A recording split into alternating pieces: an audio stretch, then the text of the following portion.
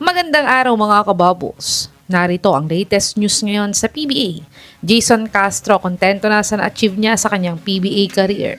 Joshua Munzon ang laki ng demands na extension contract sa Titan Ultra. At San Miguel Beermen may problema na naman para sa Governor's Cup.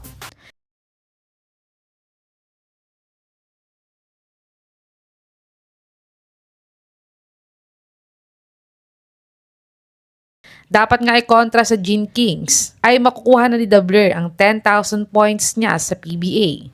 Kaso nga lang ay na-short ang 17 points niya dito para makuha to.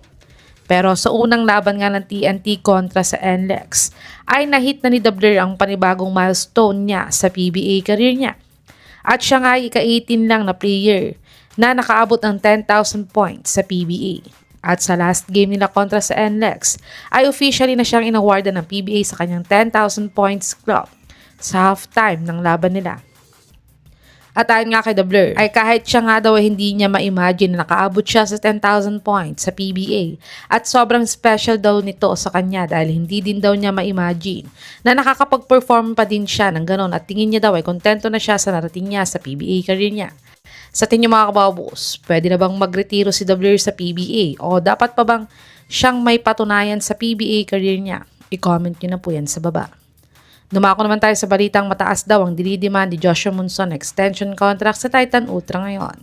Si Munzon nga ay may pending trade talks pa sa TNT bago ang PBA playoffs. Pero nahinto nga muna ito dahil nasa may playoffs pa din ang TNT ngayon. Kahit nag-uusap muna si Munzon at ang Titan Ultra tungkol sa kanyang extension contract para sa next conference. Ang offer nga daw ng Titan sa kanya ay 420,000 pesos a month at pwede daw silang magdagdag ng bonus at perks dito. Pero ang demands na sweldo daw ni Munzon sa Titan ay 900,000 pesos a month pero hindi daw ito kayang ibigay ng Titan sa kanya.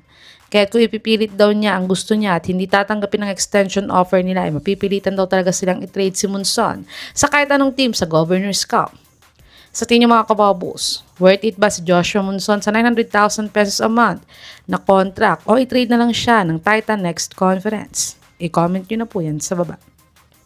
Tumungo naman tayo sa balitang may problema nga daw ang SMB sa Governor's Cup. Maagang nalaglag ang SMB sa PBA playoffs ngayong Commissioner's Cup.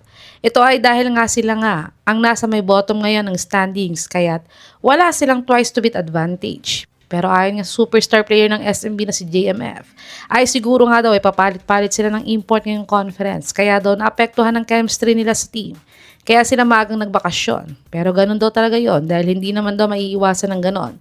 At ang problema pa nga daw nila ngayon ay hindi na naman pwede si Kabayan Benny bilang import nila sa Governor's Cup. Dahil 6'6" lang ang height limit dito, kaya't maghahanap na naman daw sila ng bagong import next conference. At bagong adjustment na naman daw to para sa kanila.